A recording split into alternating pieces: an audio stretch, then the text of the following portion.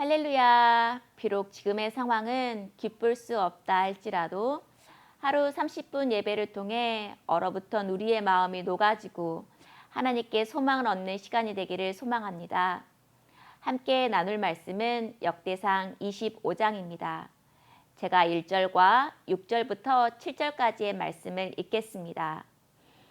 다윗이 군대 지휘관들과 더불어 아삽과 헤만과 여두둔의 자손 중에서 구별하여 섬기게 하되 수금과 비파와 재금을 잡아 신령한 노래를 하게 하였으니 그 직무대로 일하는 자의 수요는 이러하니라. 이들이 다 그들의 아버지의 지휘 아래 재금과 비파와 수금을 잡아 여호와의 전에서 노래하여 하나님의 전을 섬겼으며 아삽과 여두둔과 헤만은 왕의 지휘 아래 있었으니 그들과 모든 형제 곧 여호와 찬송하기를 배워 익숙한 자의 수요가 288명이라. 아멘. 온 땅의 주인 되신 주님이 내 이름 아시며 상한 맘 돌보네. 요즘 제가 즐겨 부르는 찬양 중에 하나인데요.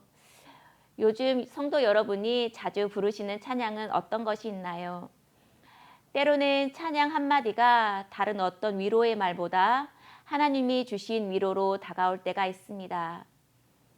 감사의 찬양은 하나님을 바라보게 합니다. 나를 깨우는 가사의 찬양은 깊은 회개로 나아가도록 도와줍니다. 자주 부르는 찬양 속에서 자신의 영적 상태 또한 우리는 점검할 수 있는데요.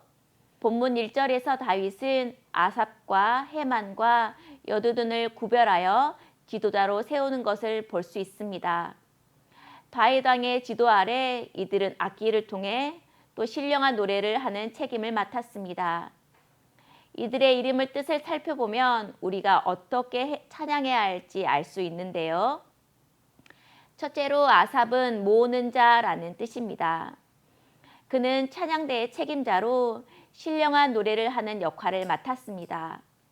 다윗 시대에는 수금과 비파와 재금 등의 악기와 또한 여러 목소리들이 어울려 찬양대가 조직되었습니다. 이렇게 음악은 다양한 요소의 어울림을 통해 만들어집니다. 평소 개인의 찬양도 소중하지만 공동체가 서로 연합하여 드리는 찬양에는 더 큰 울림이 있습니다. 특히 교회 안에서의 찬양은 여러 소리가 모여 하나님 한 분만을 찬양하는 한 소리가 될 때 그 은혜와 감동이 더 큽니다.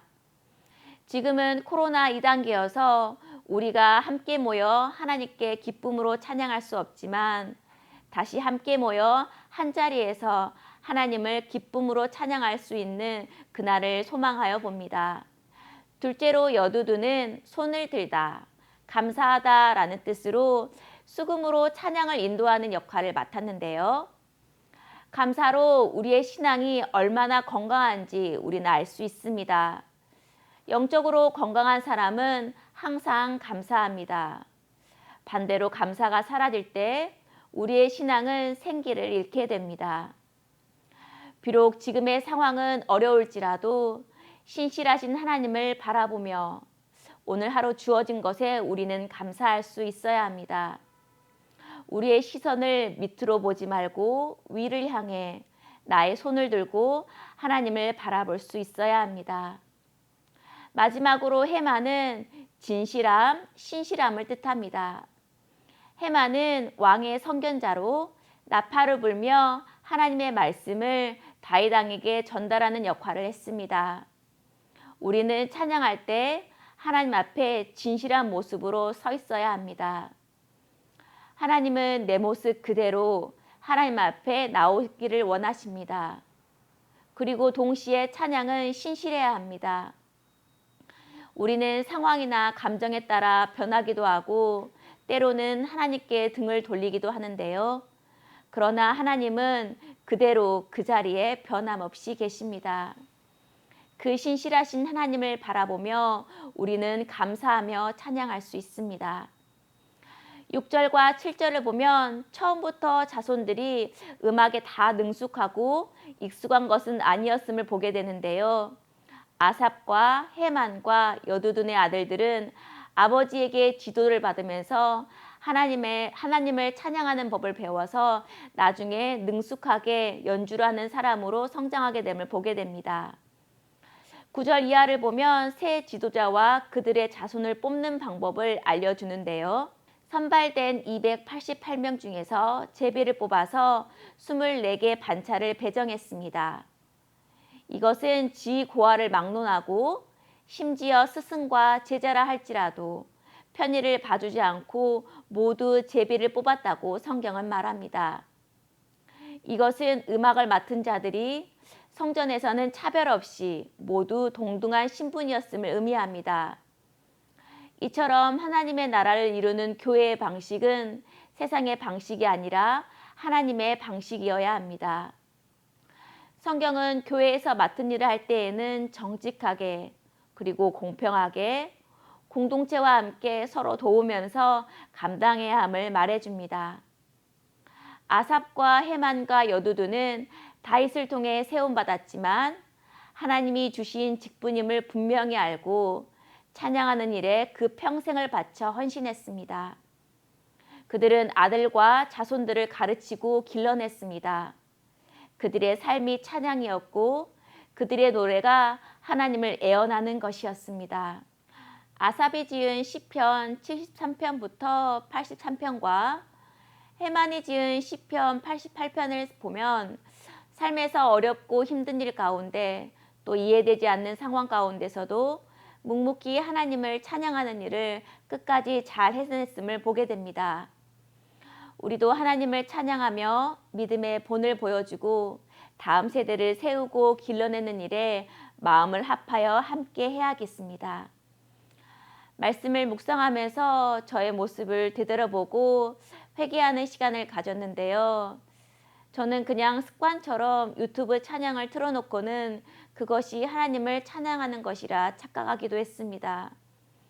흥얼거리는 유행가 가사처럼 찬양을 습관처럼 부르기도 했습니다. 하나님을 찬양함에 감사가 없을 때도 많았습니다. 성도 여러분은 어떠신가요? 오늘 말씀을 통해 우리의 삶의 자리에서 진정 하나님을 높이고 그 찬양을 하고 있는지 우리의 찬양을 점검해 보는 시간을 가졌으면 좋겠습니다. 하나님은 찬양을 기뻐하십니다. 하나님이 이스라엘을 자기 백성으로 삼으신 이유를 하나님을 찬양하기 위해서라고 이사야 선지자는 말합니다. 물젠동산 성도 여러분, 오늘 하나님의 이름을 마음껏 찬양해 봅시다. 지금까지 나와 또한 가정과 교회를 이끌어 주신 하나님 앞에 감사함으로 찬양하는 오늘 하루가 되기를 소망합니다. 우리 말씀을 적용해 볼까요? 비록 나의 상황은 기뻐할 수 없을지라도 하나님을 바라보며 찬양하고 계신가요? 교회와 가정에서 믿음의 대물림이 이어가려면 나는 어떻게 해야 할까요? 함께 기도하겠습니다. 하나님, 오늘 말씀을 통해서 다윗 왕은 새 지도자들을 뽑고 그들을 하나님을 찬양한 일을 직무를 주었음을 보게 됩니다. 하나님, 우리 또한 하나님을 찬양하는 일에 우리를 지으셨다고 말씀하셨습니다. 오늘 하루 비록 나의 삶을 바라보면 기쁨이 없다 할지라도 하나님을 바라보며 하나님을 찬양할 수 있도록 하나님 나의 영혼을 붙들어 주옵소서. 하나님을 찬양함으로 하나님 나의 마음속에 하나님의 생기가 다시 한번 솟아나도록 도와주시옵소서. 감사합니다. 예수님의 이름으로 기도합니다. 아멘.